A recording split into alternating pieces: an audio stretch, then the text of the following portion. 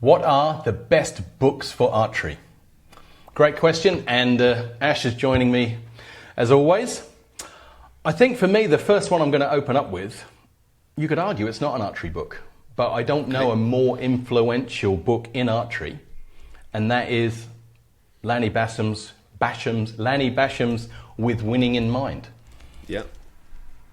I don't know a book that's had more influence on more top archers and is still, even though now I want to say, I think the book has got to be approaching 40 years old. I don't know a more influential book on learning mental management skills, really from an introduction. You know nothing, read this book, you're now equipped to build up a mental management system to win medals. The second one down there is the front cover that I originally had, but I think now there was one even version before that. We're probably on, I dread to think how many times they've reprinted that and changed the cover. Yeah. Is this a book you've had much to do with? I'm sure it is. Yeah, definitely. So I can't remember when I got this book, but a long time ago. Great book, really simple, easy to understand, easy to apply. Most importantly, you know, like when you read a mental book and you're like, well, this is great, but like, what am I going to do with it? It's very practical, isn't it? It's down to earth, practical. He is, or was, or is a gold medal winning athlete, admittedly, in rifle shooting. But because it's written by an athlete, for athletes, I think he gets that. It's not written by a professor, it's written by an athlete. And I think that's maybe why it's so manageable and approachable. And you can go in there knowing nothing, and it gives everyone a good foundation, doesn't it? Yeah. And I want to say it's small enough you could read it in a weekend. It's not. You could read it in a couple of hours. Yeah, it's tiny. Yeah, it's like it's really not a big. I'm a slow reader. It doesn't feel. It doesn't feel too like overwhelming or too detailed, because I've read some psychology books where you're just like, oh, like this is far too much effort to try and understand and apply. I think it's really great. I think this, plus some other kind of psychology books, you know, can give a really good introduction to maybe junior archers, and then also, you know, senior archers kind of getting into it. And this is a book that's always been promoted by Brady Ellison. Has always been a big fan of this, hasn't he? And every year I went to Vegas, Lanny Basham himself, he was there with his trade stand, and he's someone who is involved in the archery world. So yes, he comes from shooting, but he's acutely aware of the archery world. And I think this is, if anyone's interested in psychology, this is the most important book in archery I think there's been in the last 40 years. I've certainly seen it to influence more people across our sport. Have you got a second choice you want to throw in there? Yeah, I'll throw in a technique one, so I'll bring it up. Is your shooting progressing as you like, or would you like some expert coaching from a friendly face? If so, the details are in the description. Coach Kim's book, so I can't remember the full name of it, but if I just put Coach Kim Archery, I think it should come up on... no, it doesn't come up. No, it does not. We'll have to go to Clickers Archery, and then go to... We're going to get some shooting gloves instead. Yeah. So I guess it's just called Archery, or Kim Hyung Tak Archery, but very expensive, obviously. Not the most Googleable name. That is the most expensive book I've come across. It is very expensive, very thick. It's a bit of a tome, but it's very... What I like about it is that there are a lot of pictures, and it's very well explained what each step is. It doesn't leave a lot of room for interpretation. It's very like direct. Okay. Like, this is what I recommend. This is, you know, the way to do things. So it's really good, very simple, and it doesn't overcomplicate technique, because it's kind of hard. I'm not a big fan, to be honest, of books to show people technique, because obviously we're doing books for chess is great. Books for learning physics or English or whatever it is, they're great. But for a moving technique, like, you know, like for a sport, I'm not a big fan of books, because you can't actually see what's happening. You can't see the movement, which is the main thing. But if you are going to get an archery book, this is the one I would recommend. Righto. And I'm a little bit embarrassed to say I've never read it, never seen it. It's a good book. But you know what? I'm gonna get my hands on that, because I'm a big fan of his teaching. So I'm sure there will be. I've never spent any time with him and not learned something. So I'm sure there'll be something I can get for that book. But I won't lie. I'm going to be looking for a second-hand edition. Yeah, exactly. What would be your next one, do you think? Maybe it gives you an insight more into my archery career. I'm going to go for another psychology book. And I'm going to go for Dr. Steve Peters, or Professor, Okay. sorry, not Professor Steve Peters, Chimp Management. Is that what I was called? The Chimp Paradox, sorry, that's the title. Paradox, His yeah. business is called Chimp Management. And the book is The Chimp Paradox. And I don't know a better book of giving archer and coach a way to talk about mental pressure. That's the one. There's a great audio book as well, read by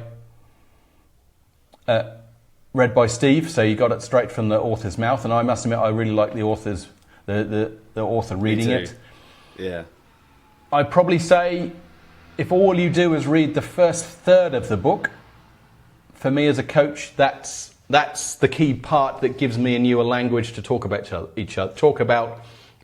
It gives you a language where you can talk about the pressure of shooting, the psychological side of the sport, without feeling like you're criticizing the archer. It gives you a framework because you can talk about the chimp did this, the chimp done that. It's much better than me saying you did this, you did that. It gives you a chance to be more abstract and talk about a situation rather than feeling like I'm pecking at you and criticizing you. That's the way I like it. It's the language. If you both read the first third, read the whole book if you can. But if you both read the beginning, I think it's the fact that gives the coach and the archer a language to talk about mental pressures and mental situations. That's what I found useful.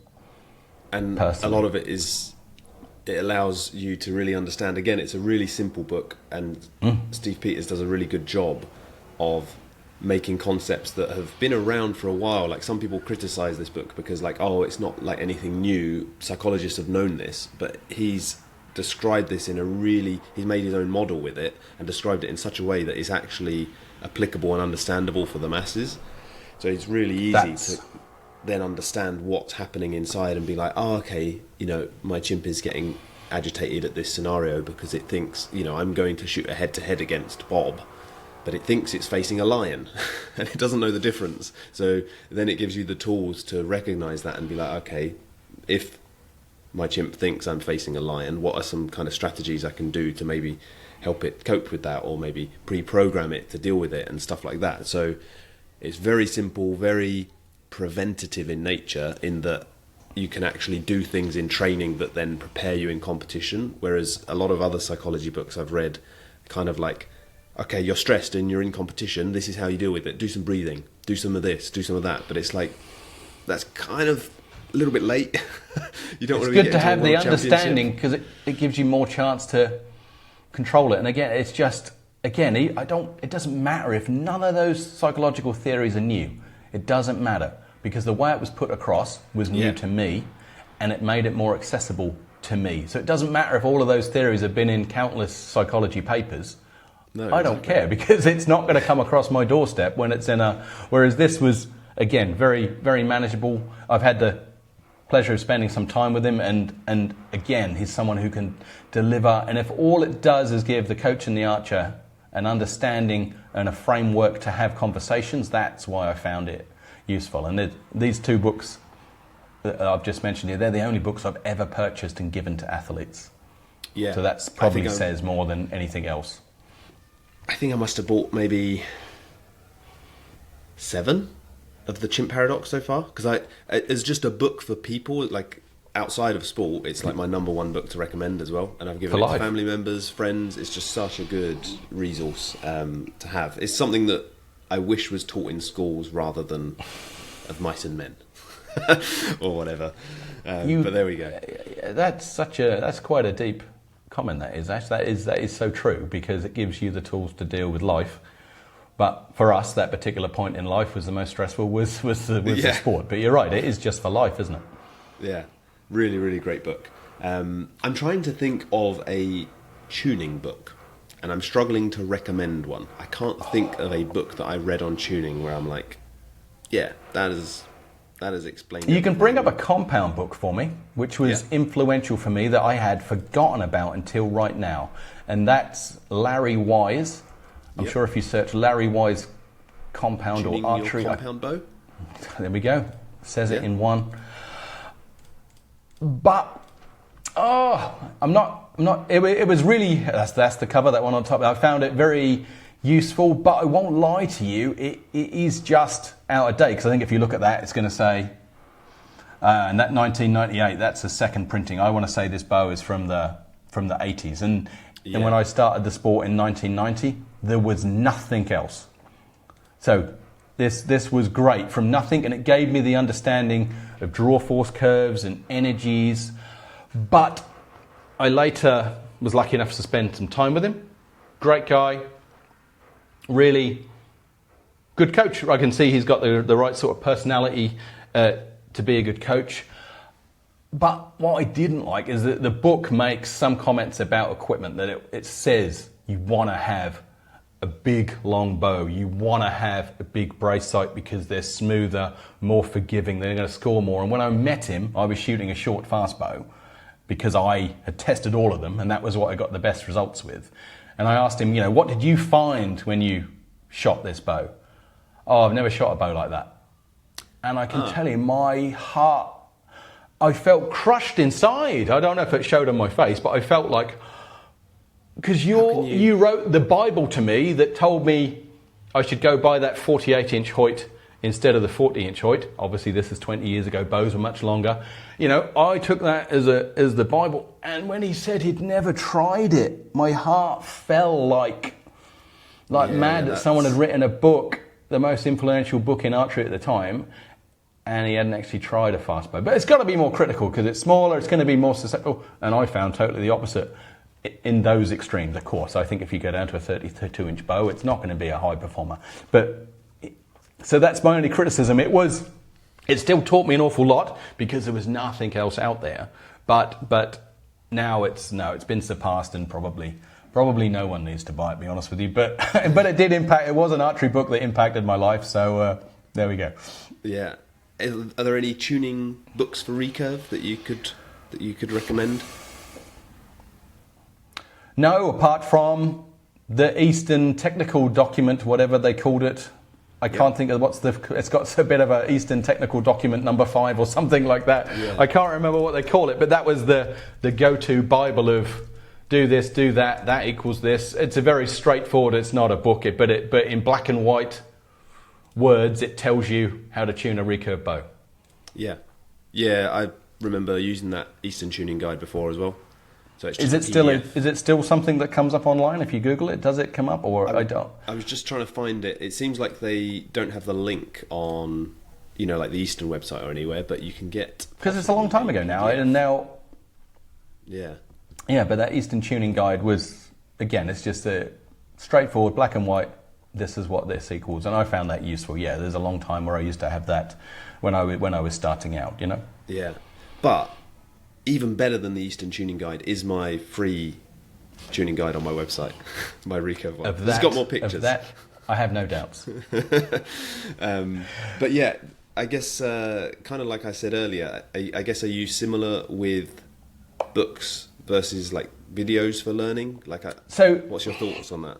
If I think about the most influential media on me starting as an archer, when I started the sport, I'd probably been only doing it 6 months, and someone at my club, or the club, purchased a video called Frank Pearson's Secrets of the Pros. It was a very American video, fancy music, and really sort of was like Frank Pearson was the superstar of the time shooting for Browning Archery. And there was 3 videos. Secrets of the Pros 1 is what we had at the club to start with. And I can say that video series, VHS, there we go. I've not seen them in a long time. Of course, they're very much of their time.